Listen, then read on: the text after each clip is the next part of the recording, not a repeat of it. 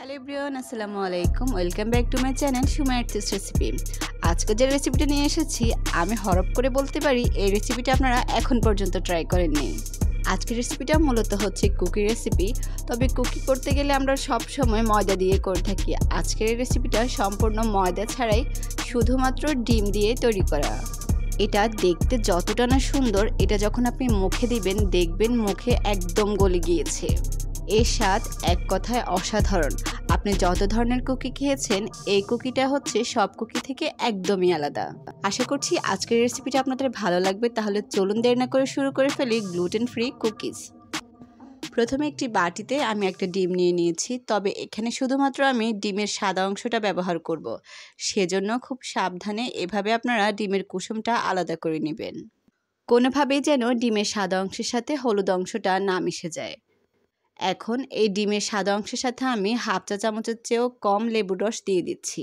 লেবুর রসটা দেওয়াতে আপনার ক্রিমটা অনেক তাড়াতাড়ি স্টিপ হয়ে যাবে। এই পর্যায়ে ডিমের সাদা অংশটাকে বিট করে নিতে হবে যতক্ষণ না পর্যন্ত এটা একদম ফোমি হয়ে না আসে। প্রথমে লো স্পিডে এটাকে বিট করে নিতে হবে। এরপর মিডিয়াম স্পিডে রেখে বাটিটা ঘুরিয়ে ঘুরিয়ে এভাবে ডিমের ফোমটাকে স্টিপ করে নিতে হবে। এটা যখন পারফেক্টভাবে স্টিপ হয়ে যাবে, মানে উপর থেকে উঠালে এটা যখন আর নিচে পড়বে না, তখন বুঝবেন এটা একদম পারফেক্ট হয়েছে।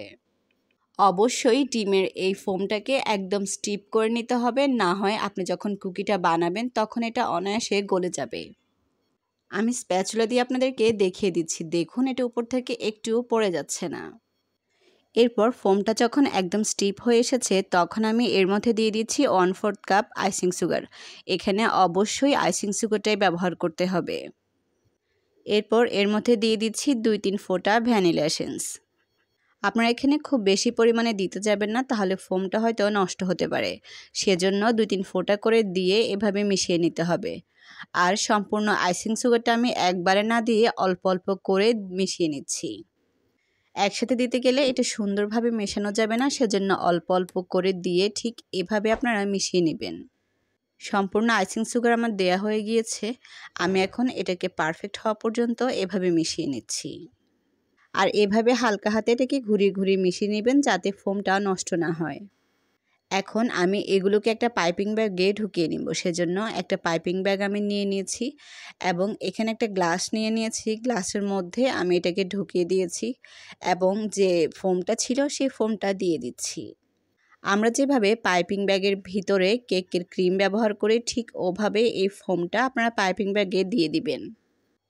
এরপর পাইপিং ব্যাগটাকে এভাবে উপর থেকে একটু ঝাঁকুনি দিয়ে হালকাভাবে চেপে মুখের যে অংশটা আছে সেই মুখের অংশটাকে আমি এখন কেটে নেব এবং হালকা হাতে এটাকে একটু একটু চেপে দিতে হবে।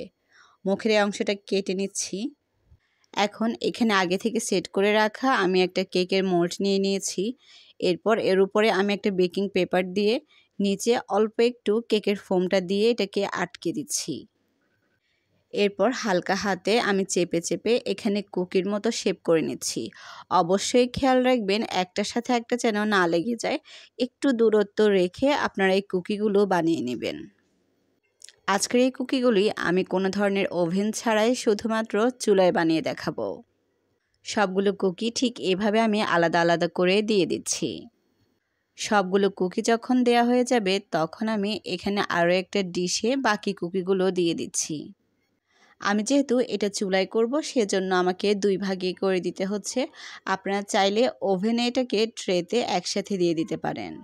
যারা ওভেনে করতে চান তারা 150 ডিগ্রিতে ফ্রি হিটে আগে 10 মিনিটের জন্য রেখে দিবেন। এরপর 130 ডিগ্রি সেলসিয়াসে আপনারা এটাকে 40 মিনিট পর্যন্ত বেক করে নেবেন। চুলার প্রসেসিংটা এখন দেখিয়ে দিচ্ছি। আমি 10 মিনিট আগে চুলার আঁচটাকে মিডিয়ামে রেখে এটাকে ফ্রি হিট করে নিয়েছি। এখন চুলায় যখন ডিশটা দিয়েছি, তারপর আমি চুলার আঁচটাকে কিন্তু একদম কমিয়ে রেখে এটাকে প্রায় 30 থেকে 40 মিনিটের মতো বেক করে নিয়েছি। তৈরি হয়ে গেল একদম ইউনিক এবং মুখে লেগে থাকার মতো দারুণ একটি কুকিজ রেসিপি, যা হচ্ছে গ্লুটেন ফ্রি কুকিজ। সম্পূর্ণ ময়দা ছাড়াই এত মজার একটি কুকিজ না বানালেই বুঝবেন না। আজকের রেসিপিটা আপনারা অবশ্যই বাসায় ট্রাই করে দেখবেন। যদি ভালো লাগে তাহলে প্লিজ আমার চ্যানেলটিকে সাবস্ক্রাইব করতে ভুলবেন না।